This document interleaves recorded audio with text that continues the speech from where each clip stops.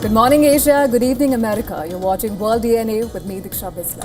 And I'm Kripa, and on the show today, US President Donald Trump says Iran is now in a state of collapse and has even asked Washington to lift its naval blockade on Iranian ports as soon as possible. And of course, also coming up on the show today, voting has begun in 142 constituencies in the final phase of the West Bengal Assembly elections. Well, this crucial round could determine whether the ruling TMC holds on to its dominance in the state, or would the opposition BJP be able to breach the TMC fortress? We'll get you all the details on the show today, but first, a quick check on the headlines.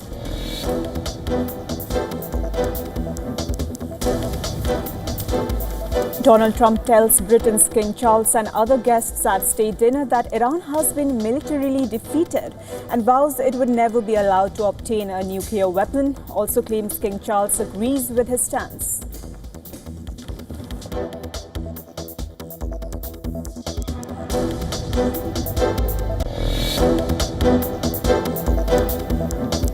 Treasury Secretary Scott Bessent says US is targeting Iran's financial and oil networks, claiming Kharg Island oil terminal is nearing storage capacity, which could force production cuts leading to $170 million in daily revenue losses.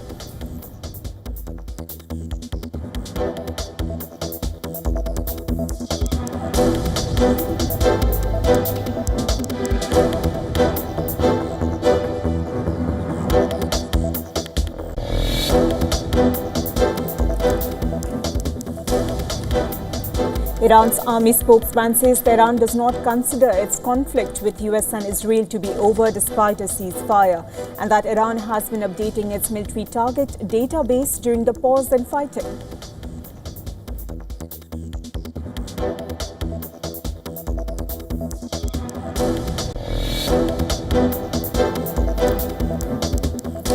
US President Donald Trump says Iran is in a state of collapse, claiming that Tehran has requested Washington to reopen the Strait of Hormuz and that the country is facing a leadership crisis.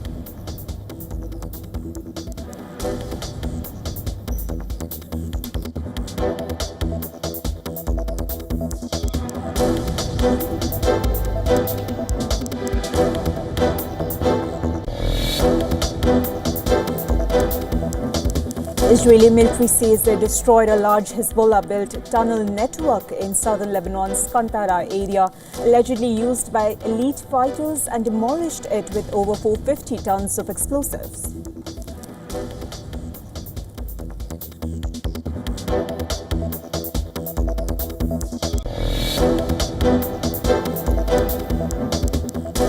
Vladimir Putin says Ukraine has increased attacks on civilian infrastructure in Russia, citing a drone strike on an oil refinery in Tuapse, warning that such strikes could cause serious environmental damage, but says no major threats have been reported.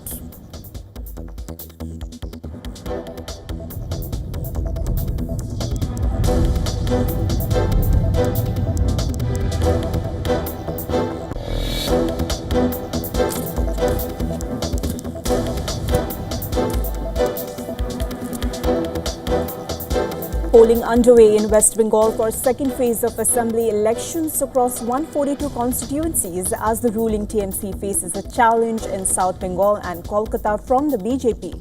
Strict security measures are in place to ensure high turnout.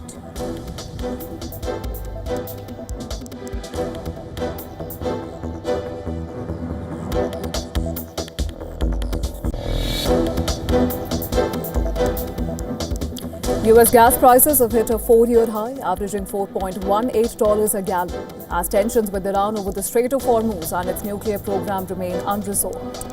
Oil markets are surging, pushing fuel costs higher nationwide.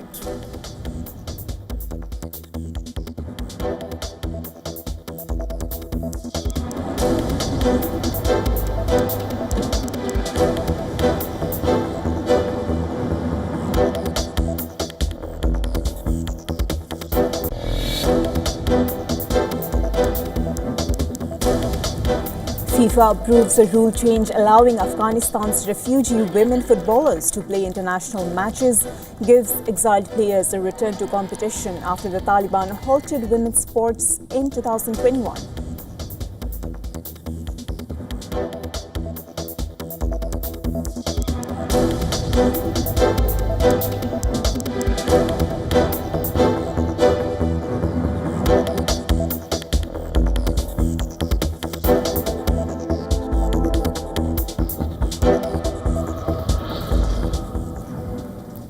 As efforts to end the West Asia war is at a standstill, Iranian army has made a big statement.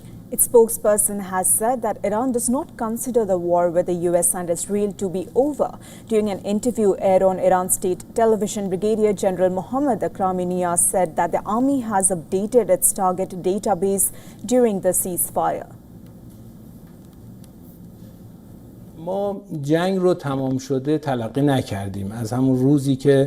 We don't consider the war to be over from the day the war stopped.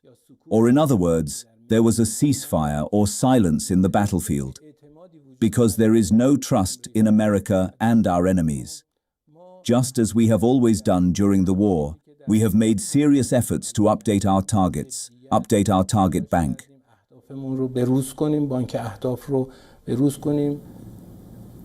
And this despite the US president claiming that his country has militarily defeated Iran. In an earlier Truth Social post, he said that Iran is in a state of collapse. Trump said that Iran has requested the White House to open the Strait of Hormuz without clarifying how the country had communicated the message.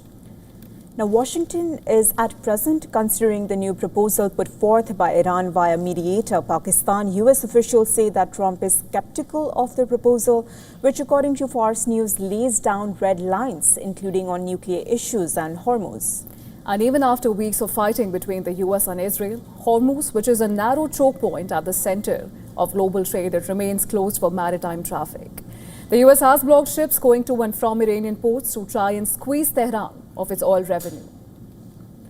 On Tuesday, US Marines boarded a commercial ship in the Arabian Sea, suspecting it was headed to Iran in violation of the US-imposed blockade. Oil prices soared above $110 a barrel, which is their highest level since the US-Iran ceasefire, as the market felt new jitters over renewed conflict. Qatar, a US ally that was hit by Iranian strikes despite its role as a mediator, warned of a frozen conflict if a definitive resolution is not found. This as Saudi Arabia on Tuesday welcomed leaders and officials from across the Gulf to Jeddah to discuss the crisis.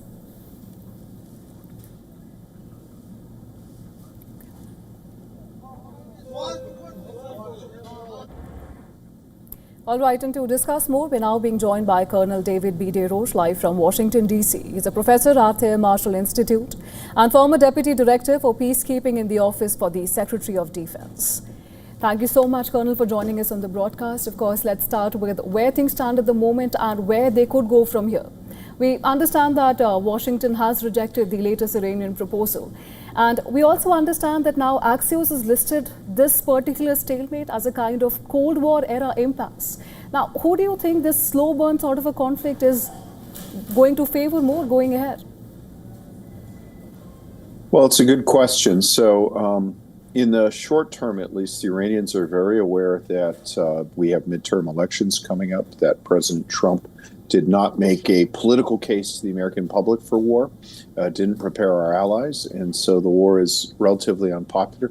The conventional wisdom holds that if gas prices remain high through the summer, that President Trump will lose control of one, possibly both houses of Congress. Given the political polarization, typically a president in the midterm loses control of the House of Representatives. They can impeach the president, and given the way things are going in the Democratic Party primaries, I think that people are being elected office with the promise of impeaching the president.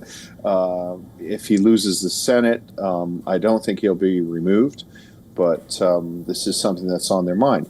But by the same token, inflation in Iran is about, it was 70% before the war started.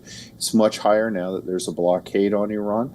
And of course, we're seeing Iranian oil exports coming to a very, very low level, if not a complete halt, with the possibility of Iran running out of storage within the next 12 days, meaning that they'd have to shut down wells, which may not be capable of being restarted. So in the long term, it favors the United States and Israel, but in the short term, it definitely favors Iran.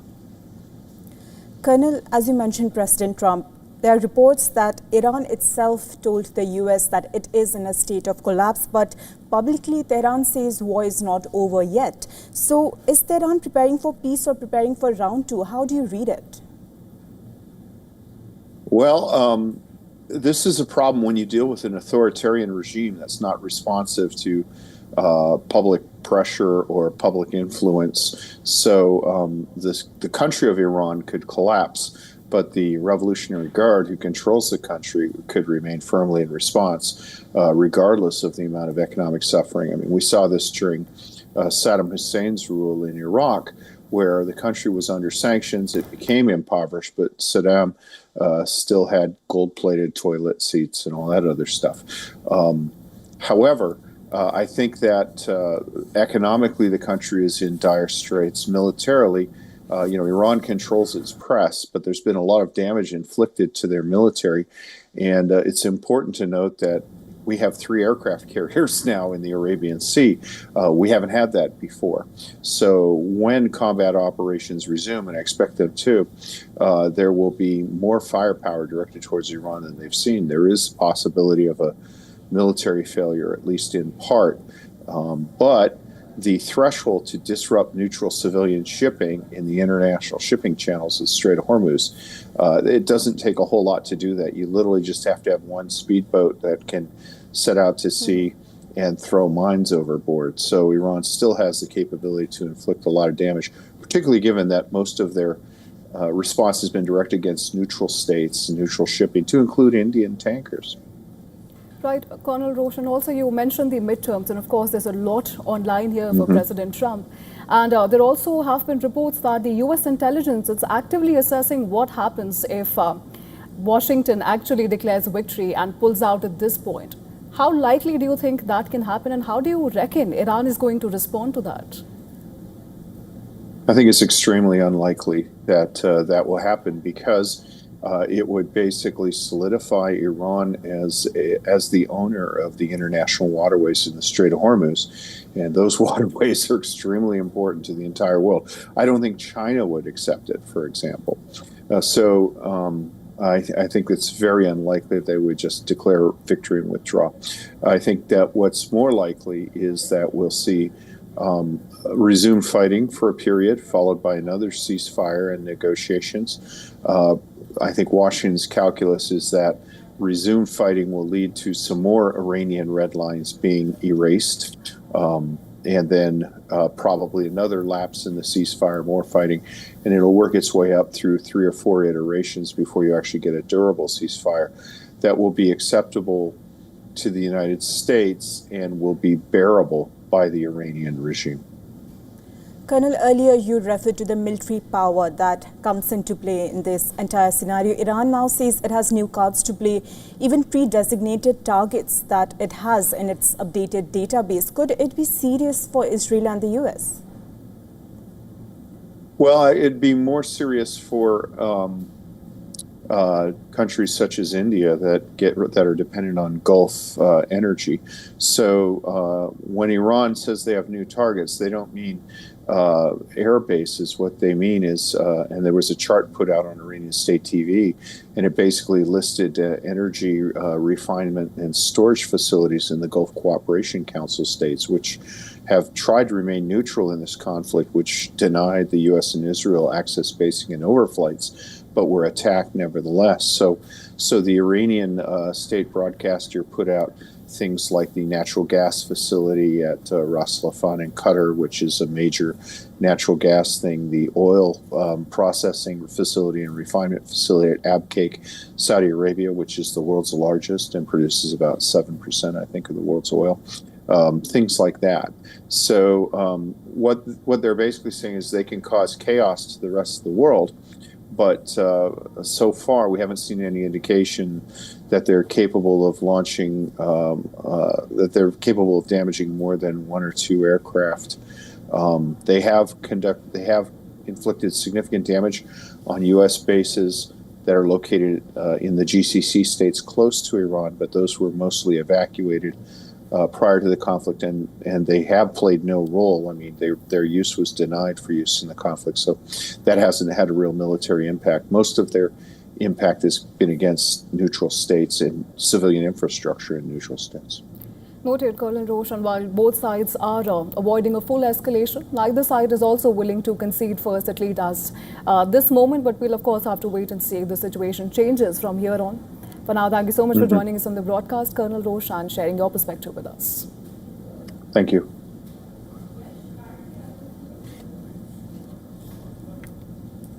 Well, the war has entered a very dangerous territory and a dramatic escalation. Both sides are striking each other. And we're talking about the Russia-Ukraine war. While Russia pummeled Kyiv in a rare daytime attack, Ukrainian drones caused massive fire at Tuapse oil refinery for a third time in a week.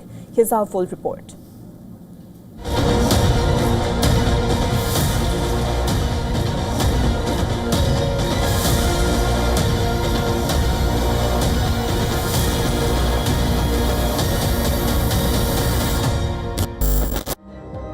Russian airstrikes are getting deadlier and bigger, striking deeper inside Ukraine. A deadly combination of missiles, drones and glide bombs are causing death and destruction. Explosions echo over Kiev.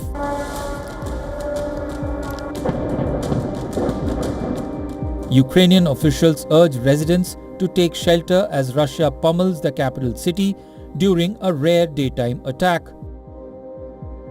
Russia is experimenting with different drone and missile tactics to penetrate air defenses and identify vulnerabilities.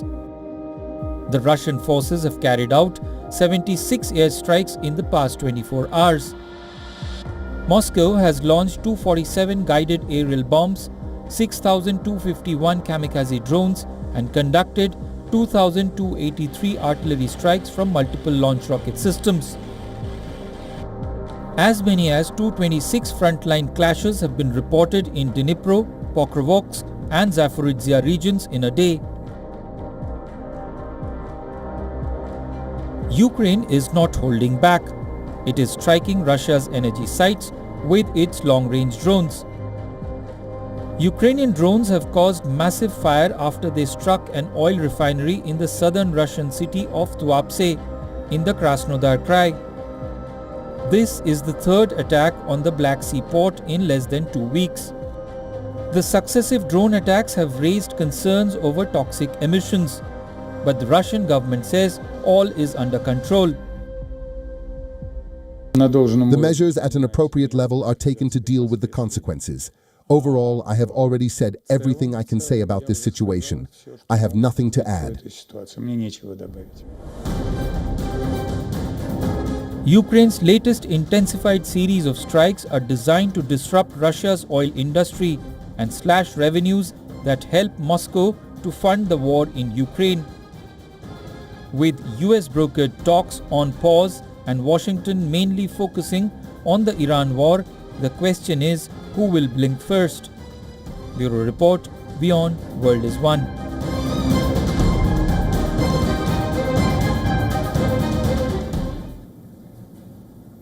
All right, and moving on, former FBI Director James Comey has been indicted for threatening the life of President Donald Trump.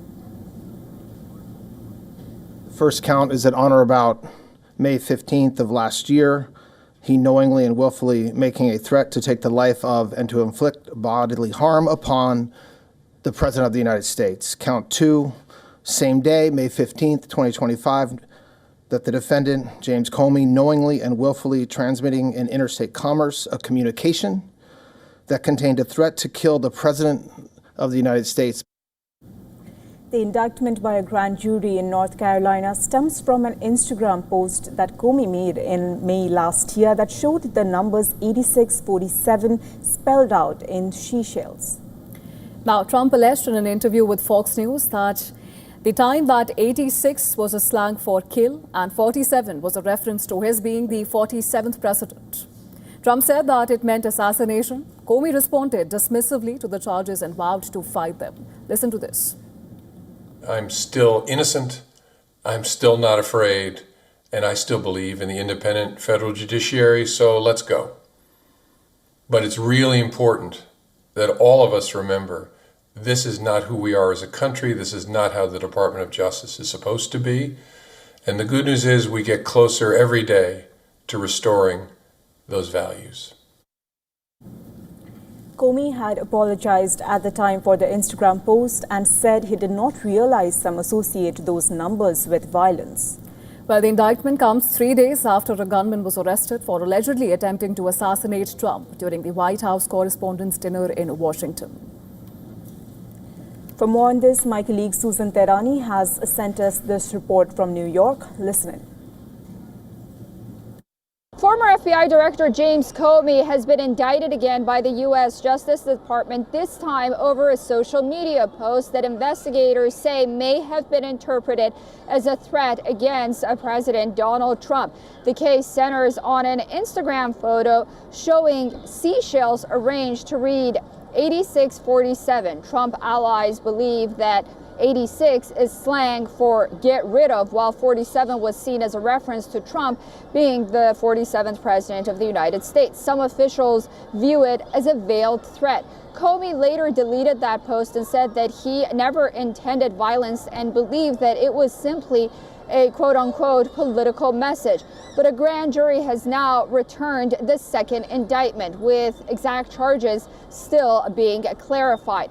It comes as President Trump just avoided another assassination attempt, putting a presidential security back under intense focus in Washington. Now, this follows an earlier 2025 case where Comey faced charges tied to alleged false statements made to Congress, although that case was later dismissed. Susan Tehrani reporting from New York for WION World is One. Amid the strain in transatlantic ties, Britain's King Charles urged the U.S. to stand firm with its Western allies. And the comments came in his address to the U.S. Congress, the second by a British monarch till date. Well, during his address, King Charles hailed the special bond between the U.S. and the U.K., calling it irreplaceable and unbreakable. Charles added that despite an age of uncertainty and conflict in Europe and West Asia, UK and the US will always be staunch allies, united in defending democracy. As President Trump himself observed during his state visit to Britain last autumn, the bond of kinship and identity between America and the United Kingdom is priceless and eternal. It is irreplaceable and unbreakable.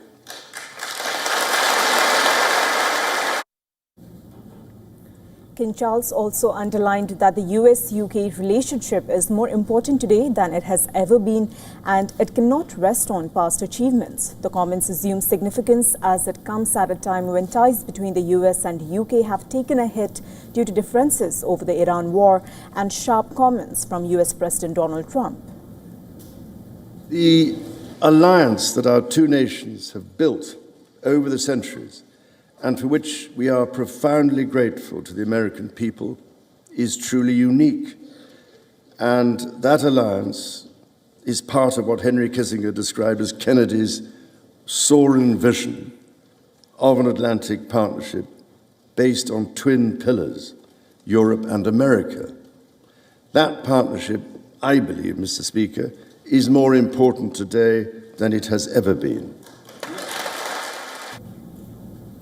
After the address, King Charles met with chief executives from the technology industry in Washington, D.C. Photographs show Charles speaking with NVIDIA CEO Jensen Huang, Amazon founder Jeff Bezos, AMD President Lisa Su, and others. Later, US President Donald Trump and First Lady Melania hosted King Charles and Queen Camilla at the White House for a state dinner. Trump kicked off the state dinner with a speech where he called the bond with UK as a friendship unlike any other on earth. Well, Trump also made a brief reference to the war in Iran, saying the US has militarily defeated its opponent. Listen to this. Majesty, King Charles. And we're doing a little Middle East work right now, too, if you might know. And we're doing very well. We have militarily defeated that particular opponent, and we're never going to let that opponent ever, Charles agrees with me, even more than I do, we're never going to let that opponent have a nuclear weapon. They know that, and they've known it right now very powerfully. Earlier in the day, the White House posted an image of King Charles and US President Donald Trump with the caption, "Two Kings." The post has sparked a buzz on social media as Trump's critics have carried out multiple No Kings protests in the past. Well, King Charles and Queen Camilla will now head to New York, where they will commemorate those killed in the 9/11 attacks ahead of the 25th anniversary. The 4-day state visit will conclude with Virginia, where King Charles will meet those involved in environmental conservation work.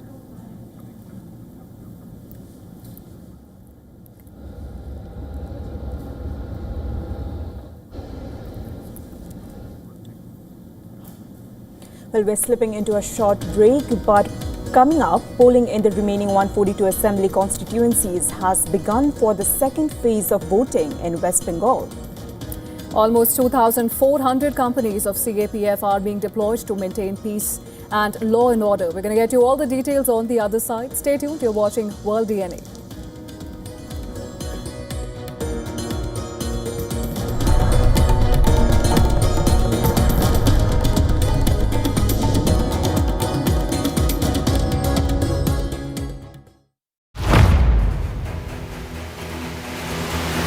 Get the latest updates.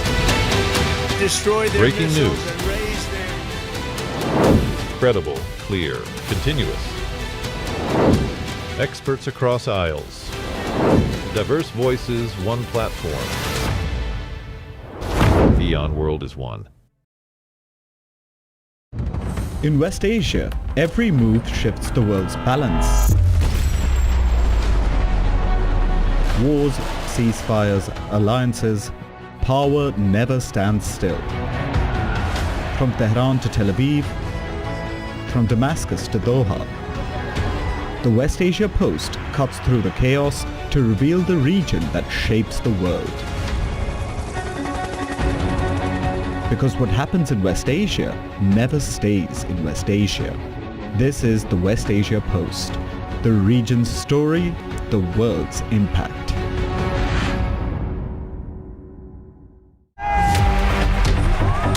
Campaigns, elections, alliances, controversies, and power play. Stories that analyze global and domestic politics. A dedicated show with varied perspectives, expert take, citizens' voices, detailed ground reports, and in-depth coverage from political corridors of the world. This is Race to Power, only on WION. In this rapidly changing world, is your health keeping pace? Best practices and breakthroughs busting the hype with real insights.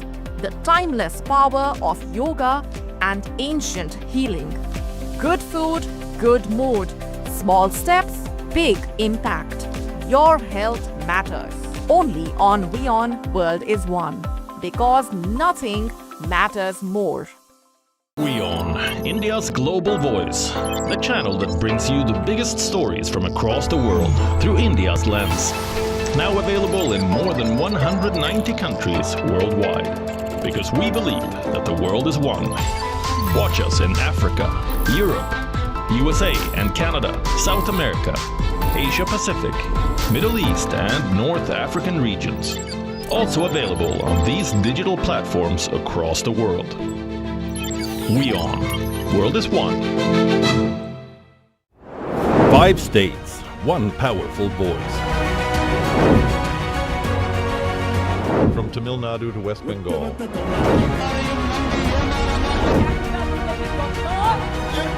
Kerala to Assam. Every vote shapes the future. Get the election pulse only on WION.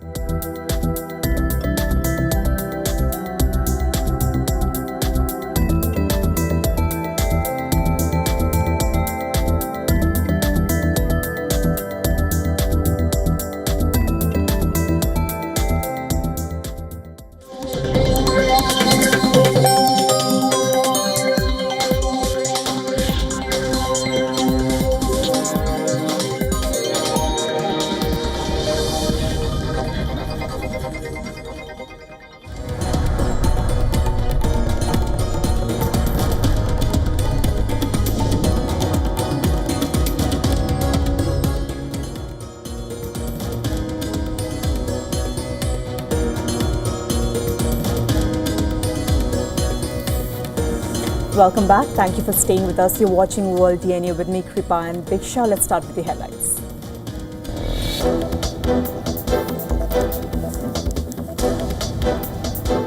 Reports say US President has directed his aides to prepare for an extended blockade of Iran, aiming to pressure Tehran into nuclear concession. Officials say that Trump has opted for a blockade over military action as it carries lower risk.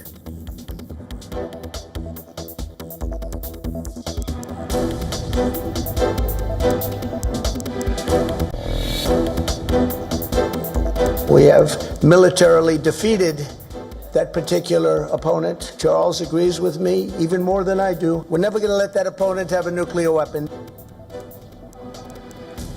Donald Trump tells Britain's King Charles and other guests at state dinner that Iran has been militarily defeated and vows it would never be allowed to obtain a nuclear weapon. Also claims King Charles agrees with his stance.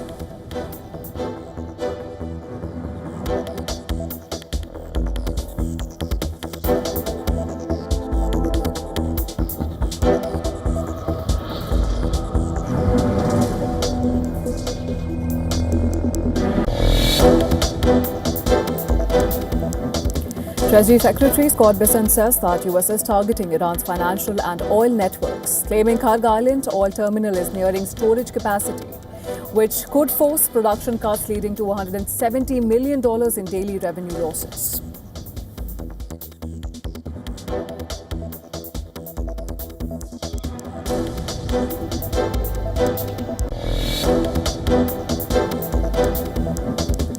US State Department announces it will issue a limited number of commemorative passports wearing a portrait of Donald Trump as part of celebrations for 250th anniversary of Declaration of Independence in July.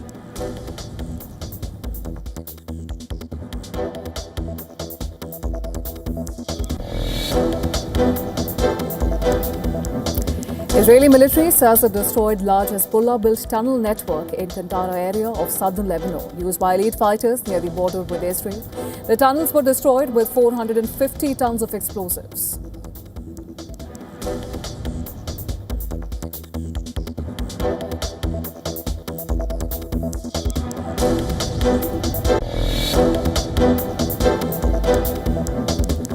Vladimir Putin says Ukraine has increased attacks on civilian infrastructure in Russia, citing a drone strike on an oil refinery in Tuapse.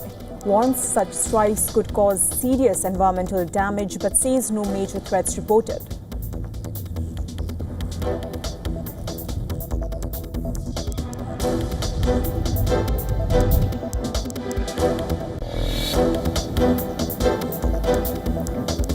Elon Musk testifies in a trial against OpenAI, claiming he founded the organization as a charitable venture and is suing the company, CEO Sam Altman and President Greg Brockman, for turning it into a for-profit entity.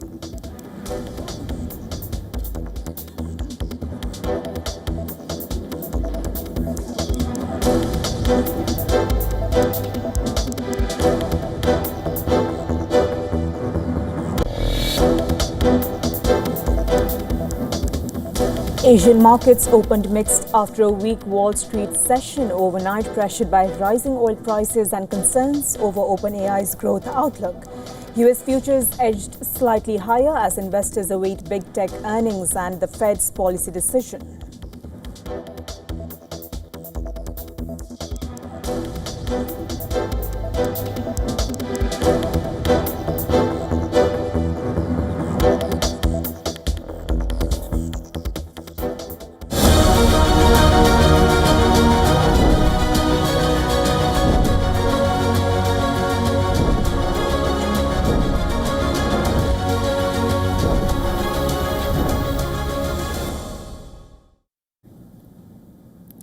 The second and the final phase of elections in West Bengal is currently underway as voters queue up outside polling booths to decide the fate of 142 seats in the 294-member Bengal Assembly.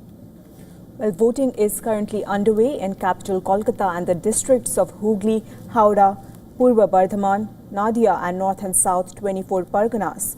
Kolkata and the surrounding suburban areas are seen as a stronghold of the ruling TMC.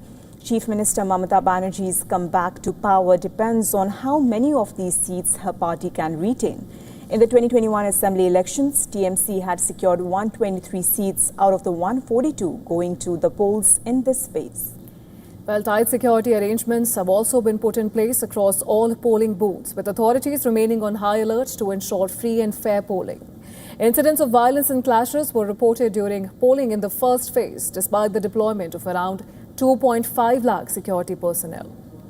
Now, the most high-profile battle in the second phase is in Bhawanipur, the constituency of Chief Minister Mamata Banerjee.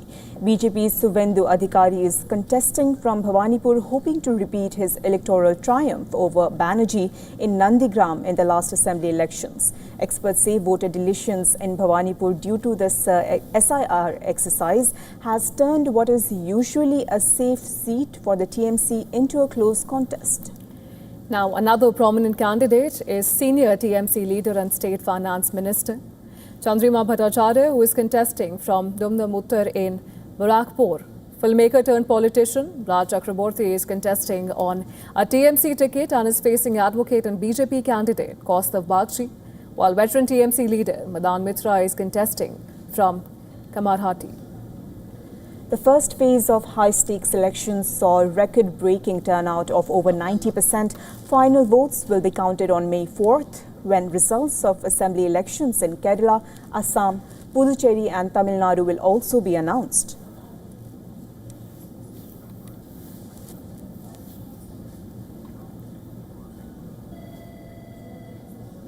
India has secured a big win in the fight against international drug syndicates, as Salim Dola, who is one of the most wanted figures linked to the underworld, has been extradited to Delhi from Istanbul. Well, India got hold of Dola following a coordinated global operation. Here's a detailed report. Take a look.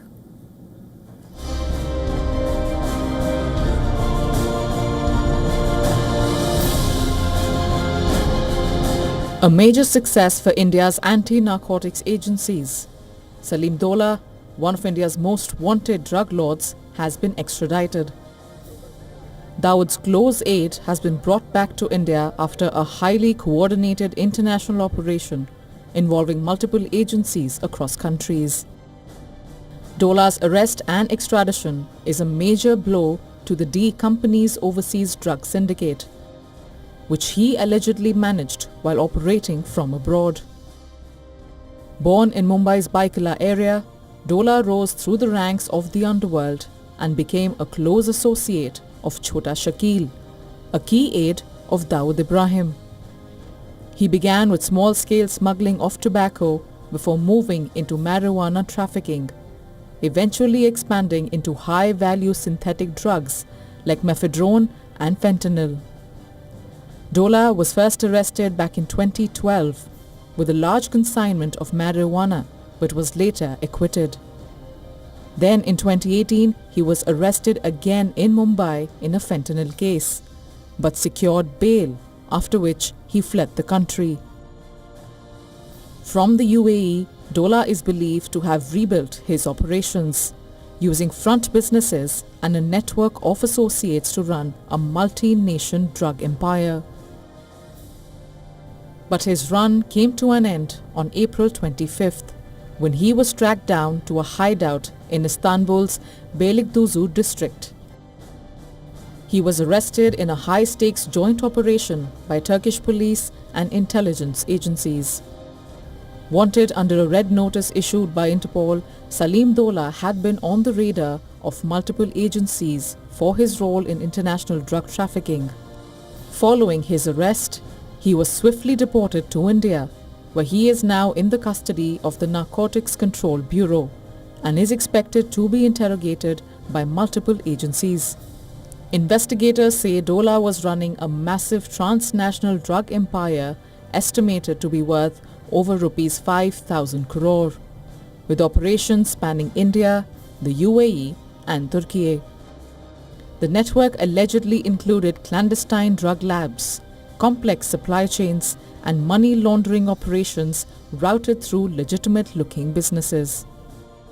Reacting to the drug kingpin's arrest, Union Home Minister Amit Shah hailed the operation, reiterating the government's zero-tolerance policy against drug cartels. In a statement, he said that India's anti-narcotics agencies are now capable of tracking down and bringing back fugitives from anywhere in the world, sending a strong message to global drug kingpins. Bureau Report, WION World is One. Now shifting our focus back to West Asia, Israel continues to bomb Lebanon, with the Health Ministry now claiming that 8 have been killed in fresh strikes. Well, this despite a ceasefire since 16th of April. The ministry said that Israeli strikes on the town of Majdal Zun killed 5 people. It included 3 paramedics from the Lebanese civil defense who were trapped under the rubble after a strike that targeted them while they were carrying out a rescue mission. Later, it said another 2 people were killed in Israeli strike in the town of Jebjit. The strikes came after Israel issued a fresh evacuation order aimed at residents in more than a dozen villages and towns, urging them to immediately head northwards. Now, despite the order, Foreign Minister Gideon Saar said Israel had no territorial ambitions in Lebanon and would leave south when Hezbollah and other terror organizations are dismantled. Well, shortly after the order, state media said that Israel carried out airstrikes across the south, hitting targets, all of which appear to be outside or on the border of the yellow line. On 3 separate occasions, the Israeli military said it sought to intercept a suspicious aerial target where troops were operating without saying what it was. It also said Hezbollah had launched a number of explosive drones that detonated adjacent to IDF soldiers, but no one was hurt. In a similar incident the day earlier, a soldier was severely wounded and another lightly hurt as a result of an explosive drone impact.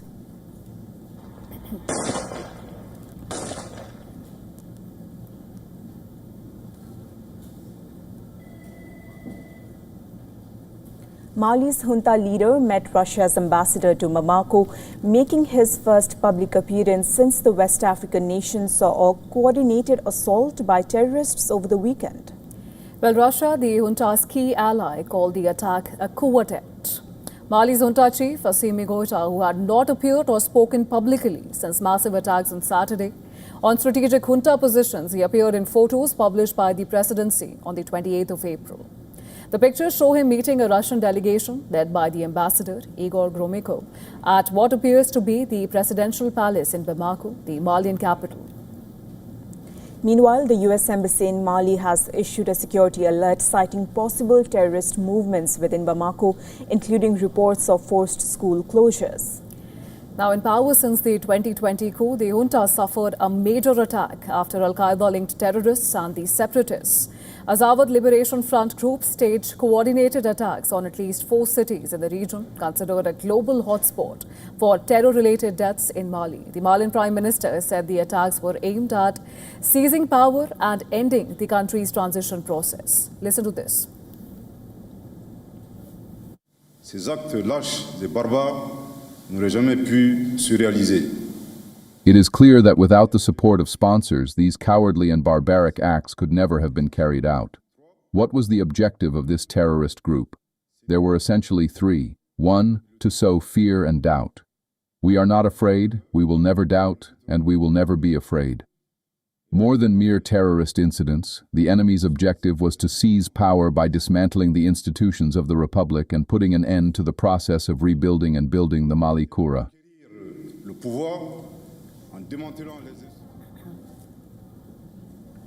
Russia's Ministry of Defense has denounced the weekend attacks as a coup attempt and claimed it was foiled by Russian forces called the Africa Corps, which provides support to Mali's junta in partnership with Malian security forces. Now, to put things in context, Mali has been grappling with instability for more than a decade now. The country has faced persistent violence from groups linked to Al-Qaeda and the Islamic State, as well as separatist rebellions in the north. Thousands of people have been killed and many more displaced. In recent years, the country's military rulers have cut ties with Western nations and strengthened relations with Russia, even as security challenges continue to escalate.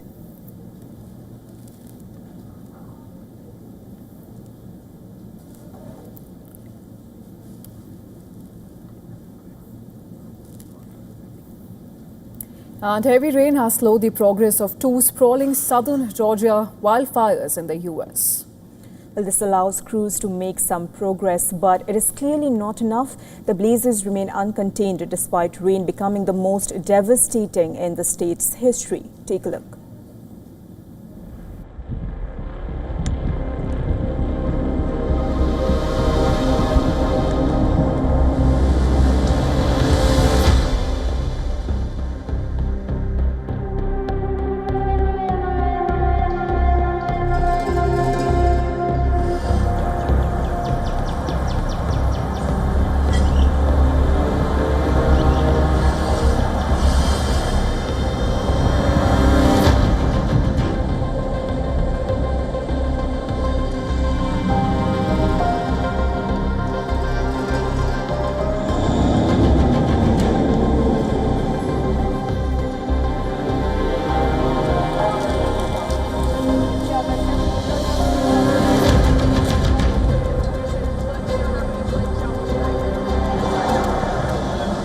The firefighters they've been doing the best that they can. Everybody involved is doing an amazing job, yeah, honestly. It's hard, with having this many leaders dealing with so many people that they're directing to help out.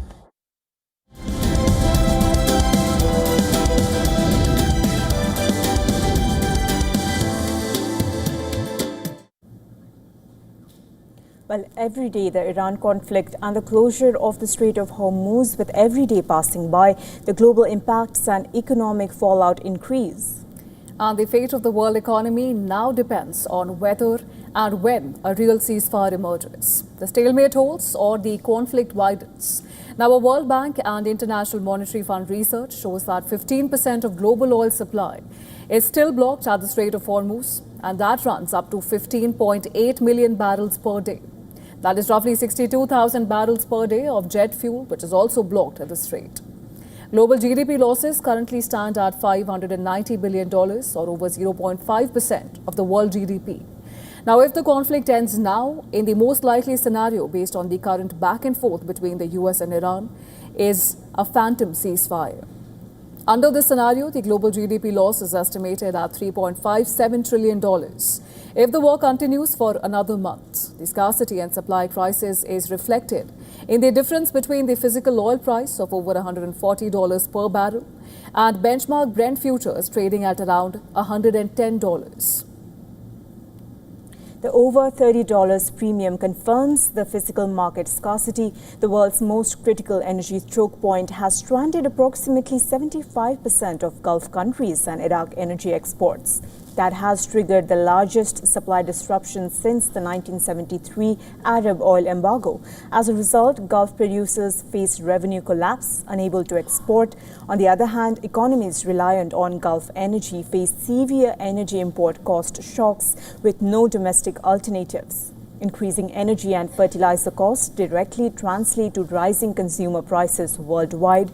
Rising prices alongside slowing growth is the central macroeconomic risk now. According to the IMF, stagflation is no more a prediction, but a stark reality today.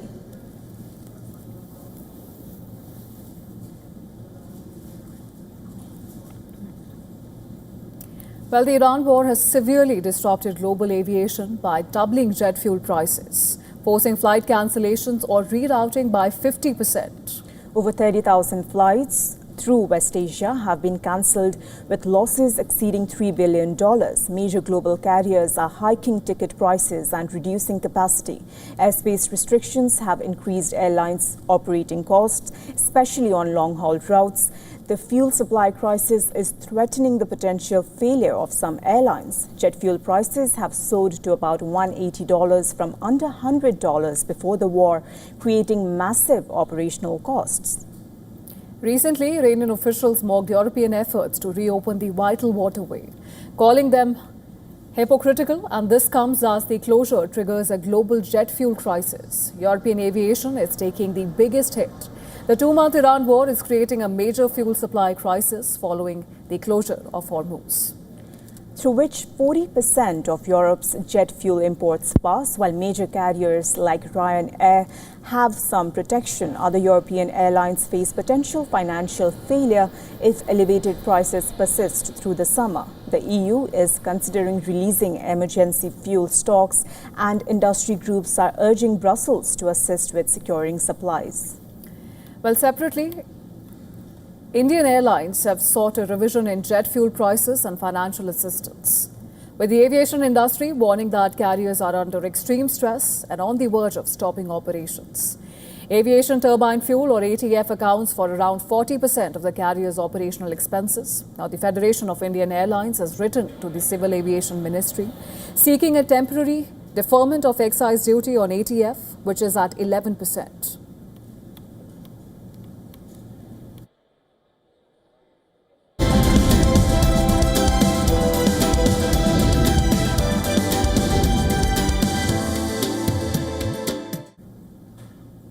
Google has joined a growing list of tech firms that have signed deals with the US Pentagon to use artificial intelligence for classified work, putting it alongside OpenAI and XAI in providing AI models for government use.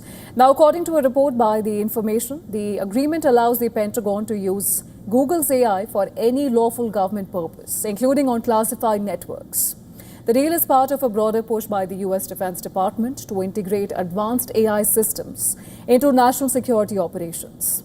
As per the report, under the terms of the deal, Google may be required to adjust its AI safety settings and content filters at the government's request.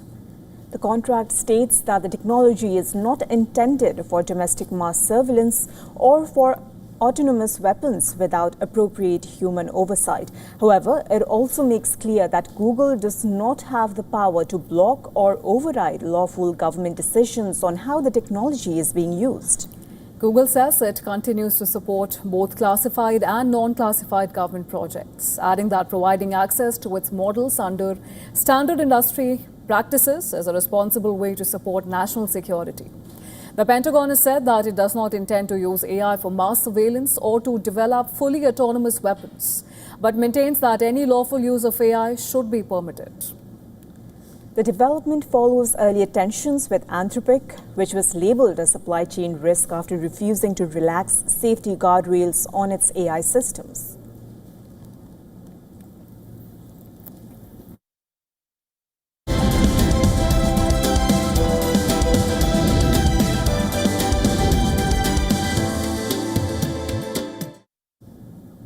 All right, now shifting our focus to the world of sports. World number one, Yannick Sinner, is on course to become the first player to win 5 consecutive Masters 1000 crowns. The 4-time Grand Slam champion defeated Cameron Norrie to reach the last 4 of the Madrid Masters. The first set was sloppy, with both players producing more unforced errors than winners, but Sinner managed to win it by breaking Norrie twice. Both players then exchanged early breaks in the second set, but the top seed secured a crucial break in the 10th game to win the match 6-4, 7-5. With this victory, the 24-year-old claimed his 20th consecutive tour level win.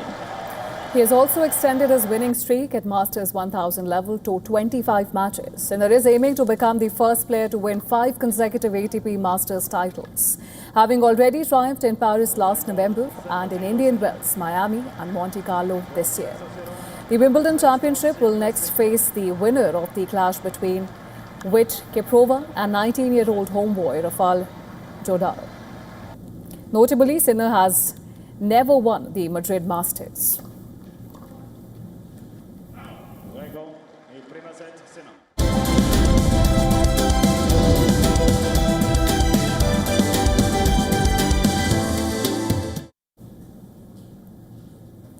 And now let's get to the latest updates from the world of entertainment. Global pop sensation Ariana Grande has officially announced her 8th studio album, Petal.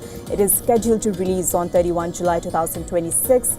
Following the massive success of 2024's Eternal Sunshine, the new record promises a shift towards the album will serve as a prelude to her highly anticipated global tour launching later this year.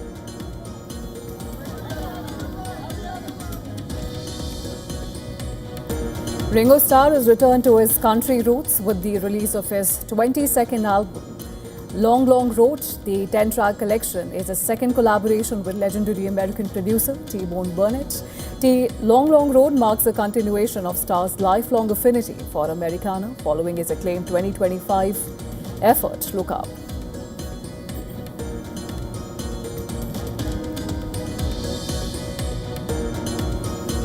The highly anticipated Michael Jackson biopic Michael has moonwalked straight to the #1 spot at the UK and Ireland box office. The movie earned £8.4 million, that is approximately $11.35 million, over its 3-day opening weekend. It has become the biggest opening ever for a music biopic in the territory.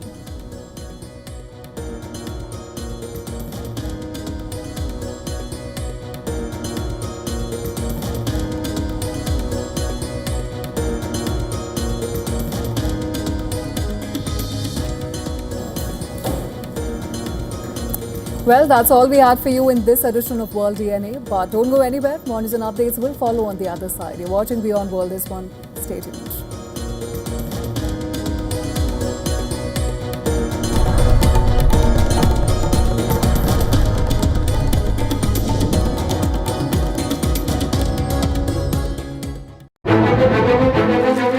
In-depth coverage of global issues broken down into facts, figures, and simple words.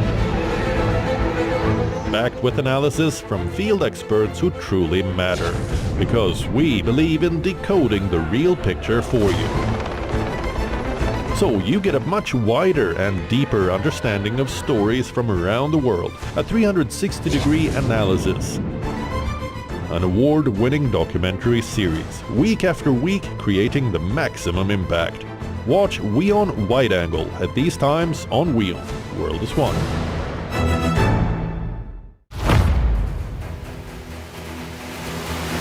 Get the latest updates. Destroy their Breaking missiles news. and raise their...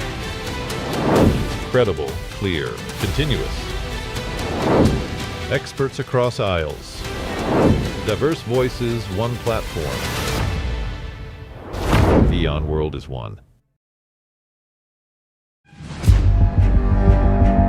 Where darkness hides behind every corner. Where the truth is stranger than fiction. A show that dives deep into the stories which shock and mystify. Unsolved murders. Psychopaths who defy explanation. International war crimes. And millions swindled in financial fraud. The victims, the accused, and the sinister plot. Crime is your front row seat to darkness.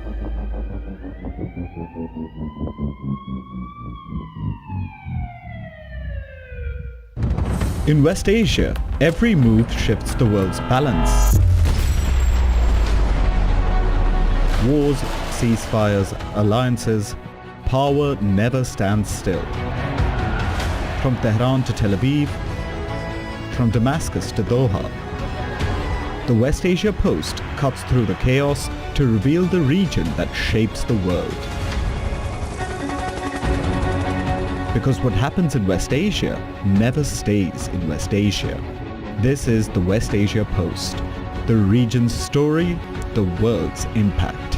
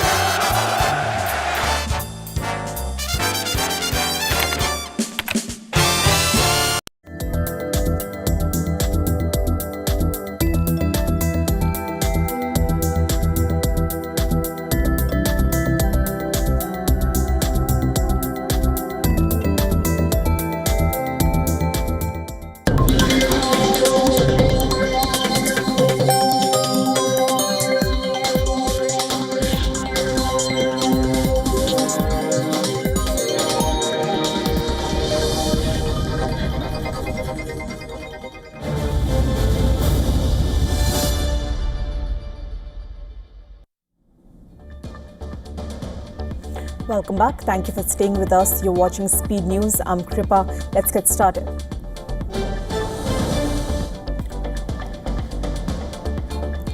US President Donald Trump told Britain's King Charles III and other guests at a state dinner that Iran has been militarily defeated. This marks his first public comments on the sensitive topic during the ongoing royal visit. Speaking at the White House dinner, Trump added, and I quote him here, "Charles agrees with me even more than I do. We're never going to let that opponent have a nuclear weapon."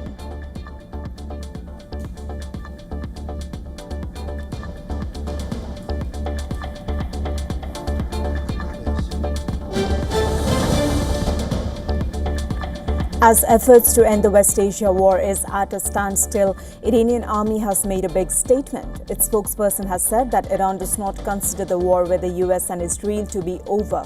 During an interview aired on Iran state television, Brigadier General Mohammad Akrami said that the army has updated its target database during the ceasefire.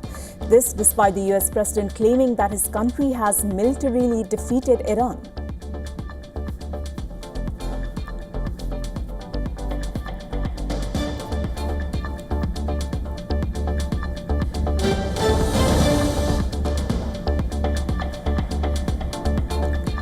President Trump, in a post on Truth Social, said that Iran has requested the White House to open the Strait of Hormuz without clarifying how the country had communicated the message. Washington is at present considering the new proposal put forth by Iran via mediator Pakistan. US officials say that Trump is skeptical of the proposal, which according to Fars News lays down red lines, including on nuclear issues and Hormuz. Even after weeks of fighting between the US and Israel, Hormuz, a narrow choke point at the center of global trade, remains closed for maritime traffic.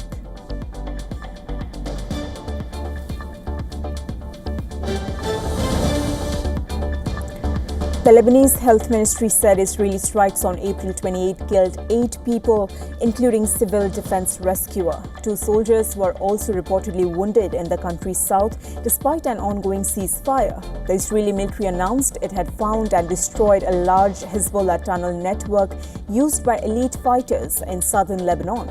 Israel has been fighting Hezbollah since early March, sending troops into South Lebanon to battle the Iran-backed militant group, which the violence ongoing despite a fragile ceasefire.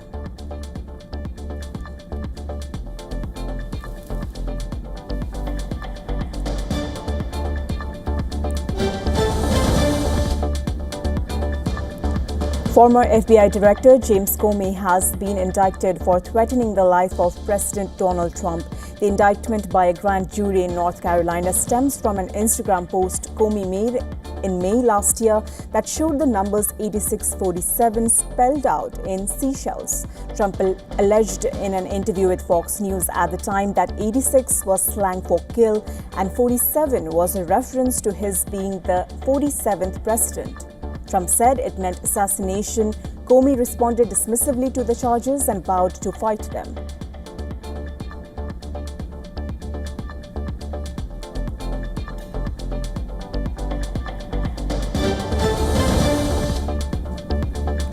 The US State Department has officially unveiled a limited edition passport designed to commemorate the 250th anniversary of American independence. The special edition document, part of the America 250 and Freedom 250 initiatives, features a prominent image of President Donald Trump on the inside cover.